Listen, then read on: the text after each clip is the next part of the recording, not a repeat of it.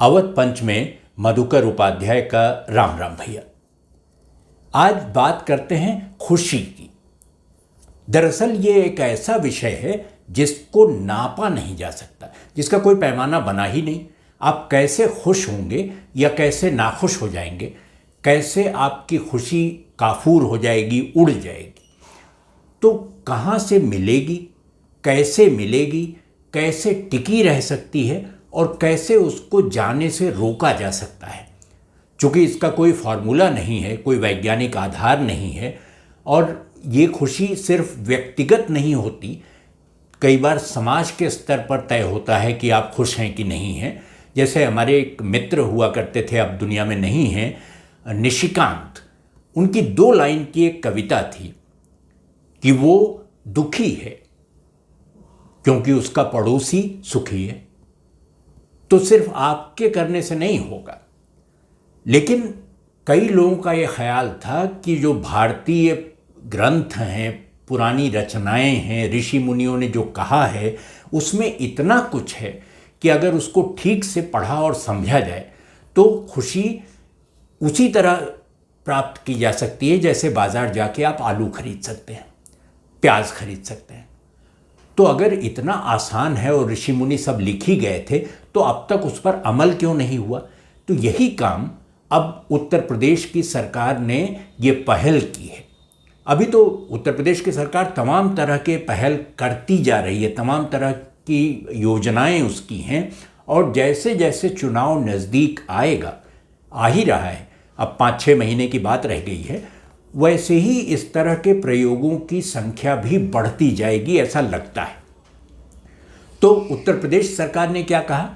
उत्तर प्रदेश सरकार ने कहा कि पुराने वाङ्मय तलाश करिए और उनको आधुनिक संदर्भ में देखिए और इसका एक पाठ्यक्रम तैयार करिए, जिसका नाम उन्होंने हिंदी में नहीं रखा, न खुशी कहा, न प्रसन्नता कहा, न उर्दू न हिंदी, उन्होंने इसको कहा हैप्पीनेस पाठ्यक्रम होगा ये।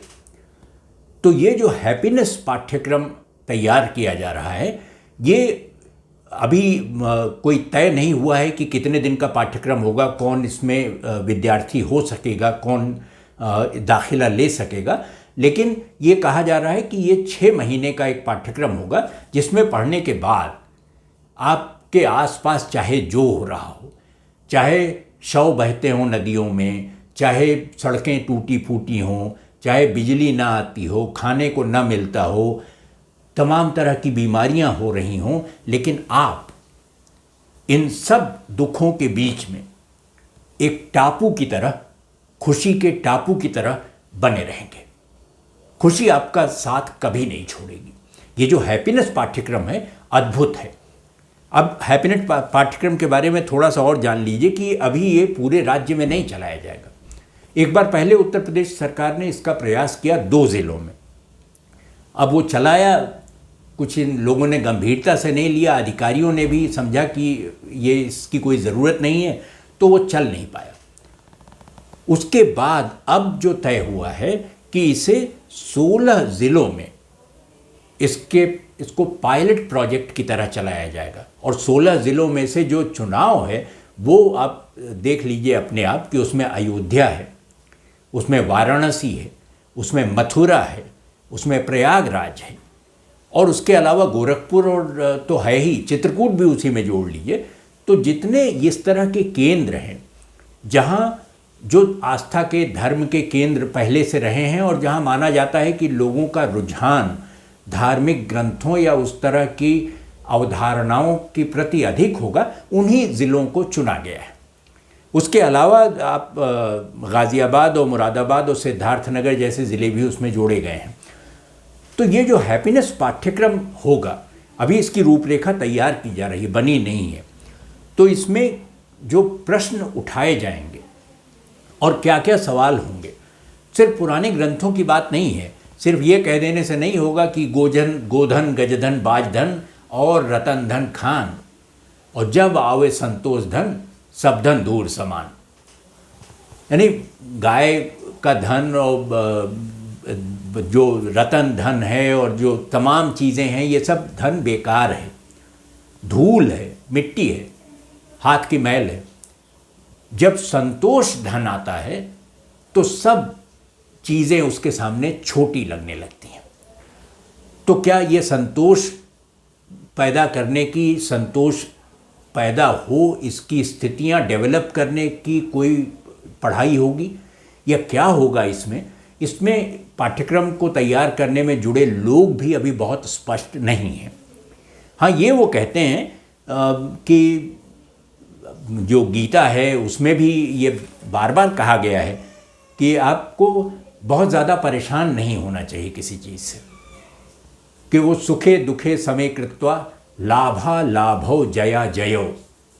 ये जो दूसरे अध्याय में कृष्ण जी ने कहा, सांख्य योग का हिस्सा है, कि चाहे वो सुख हो, सुखे दुखे समे कृत्वा, कोई फर्क ही ना पड़े आपको कि दुख है तो आप वैसे ही हैं, सुख है तो आप वैसे ही हैं। और लाभा लाभो, लाभ है फायदा हो गया तो भी खुश, और अलाभ है नुकसान हो गया तो भी खुश। आप जीते तो प्रसन्न और पराजित हो गए तो भी प्रसन्न। तो फिर आप अगर स्थिति प्रज्ञ हो जाएंगे, इन सब चीज़ों से ऊपर उठ जाएंगे, तो खुशी का कोई अर्थ भी उस तरह से नहीं रह जाएगा। तो ये सांख्य योग की श्रेणी में आपको नहीं ले जाना चाहता ये पाठ्यक्रम। ये जानता है कि स्थितियां प्रतिकूल हो सकती हैं, जो पूरा सामाजिक ढांचा है, जो व्यवस्था है, वो आपकी अपेक्षाओं के अनुरूप हो सकता है न हो। तो उस स्थिति में, उन विकट परिस्थितियों में, प्रतिकूल परिस्थितियों में आप कैसे खुश बने रहें। तो हैप्पीनेस पाठ्यक्रम का जो हिस्सा है वो कहते हैं कि पहला सवाल तो यही है कि खुशी है क्या। पहले तो इसकी परिभाषा और इसके बारे में बताया जाएगा। मुझे लगता है कि इसमें बहुत ज़्यादा लोगों की रुचि हो नहीं सकती, क्योंकि खुशी क्या होती है ये व्यक्तिगत मामला है। इसमें कोई सामाजिक रूप से या सार्वजनिक रूप से या सामूहिक रूप से कोई चीज़ कही नहीं जा सकती। एक चीज़ किसी के लिए खुशी का सबब हो सकती है, दूसरे के लिए हो सकता है ना हो। अब दूसरा जो प्रश्न है कि पैसे से क्या खुशी मिल सकती है। अब ये तो वही है कि रतन धन खान, तो अगर उससे नहीं होता है, पैसे से खुशी नहीं मिलती है, तो फिर उसके अर्थ क्या निकलेंगे और कितना पैसा आपको चाहिए और कितने से खुश हो सकते हैं आप, ये तय करने की सीमा कैसे तय होगी ये भी अभी स्पष्ट नहीं है। ये कि कितनी खुशी मिल जाए वो आपके लिए पर्याप्त हो, ये व्यक्तिगत तौर पर आप तय कर लें कि कितनी खुशी आपको चाहिए। उतनी उत्तर प्रदेश की सरकार इस पाठ्यक्रम के जरिए आपको दे देगी, ये उसका लक्ष्य है। क्या आपको अपनी खुशी और दूसरे की खुशी में कोई अंतर दिखता है? ये भी पाठ्यक्रम का हिस्सा होगा।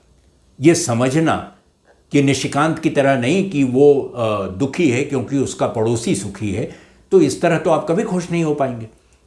सरकार की मजबूरियां समझिए। सरकार प्रयास कर रही है कि आप खुश रहें, तो देखिए कि कैसे हो सकता है। निशिकांत बनने की आवश्यकता नहीं है। अब संतोष, संयम और ये सारी चीज़ें तो आपको बताई ही जाएंगी इस पाठ्यक्रम में। असल में उत्तर प्रदेश सरकार जो ये प्रयोग कर रही है, ये उसने एक बार पहले किया बनारस हिंदू विश्वविद्यालय में, BHU में। एक नीरज जी हैं, उन्होंने एक पाठ्यक्रम शुरू किया और वो स्किल इंडिया के तहत शुरू किया गया था, जिसमें तमाम लोगों को ये बताया जाना था कि कैसे आप आत्मविश्वास अपने अंदर पैदा करें और कैसे बात करने का ढंग सीखें, तमाम चीज़ें। तो किसी अखबार वाले ने, वो पहला कार्यक्रम अभी शुरू होना ही था कि किसी अखबार वाले ने छाप दिया कि अच्छी बहू कैसे बनाएं, इसका पाठ्यक्रम IIT जो BHU का संस्थान है वो देगा। दरअसल ऐसा था नहीं। अब बेचारे नीरज श्रीवास्तव खंडन करते रह गए कि ये सत्य नहीं है, ये ठीक बात नहीं है। ये पाठ्यक्रम उन्होंने कहा कि ये व्यक्तिगत है, और अब तक 2-2.5 साल उनको हो गया चलाते हुए। उनका दावा है कि 10,000 लोगों को उन्होंने स्किल कर दिया कि वो अब बात कर लेते हैं, उनको बात करने का सलीका सिखा दिया, और अब वो पहले से ज़्यादा प्रसन्न हैं। बल्कि वो कहते हैं कि जब एक आदमी घर में खुश होता है तो बाकी लोग भी हमारे यहाँ आ जाते हैं। तो जब कई बार तो पूरा का पूरा परिवार एक साथ खुश होने की तरकीब सूझने, सीखने, कम्युनिकेशन की, संचार की तकनीक सीखने के लिए एक साथ उनके यहाँ आ जाता है।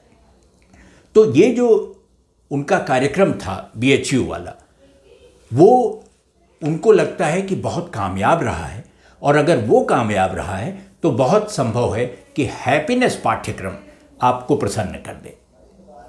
तो इंतज़ार करिए कुछ दिन और देखिए कि जैसे ही इस पाठ्यक्रम की रूपरेखा तैयार होती है, मैं उसके सारे विवरण लेकर फिर से एक बार उपस्थित होऊंगा और बताऊंगा कि आखिर उत्तर प्रदेश सरकार इस स्तर तक अपने आप को कैसे ले आई कि वो ये तय कर दे कि खुशी कैसी होगी, खुशी कैसे टिकेगी और आपको खुश कर दे।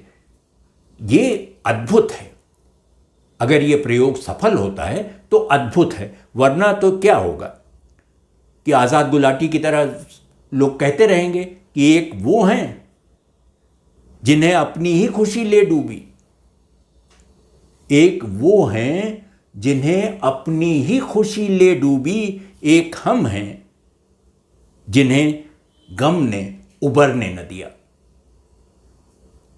और ये भी किसी पता नहीं किसका शेर है, ये नहीं मालूम मुझे, लेकिन एक शेर और बहुत खूबसूरत है।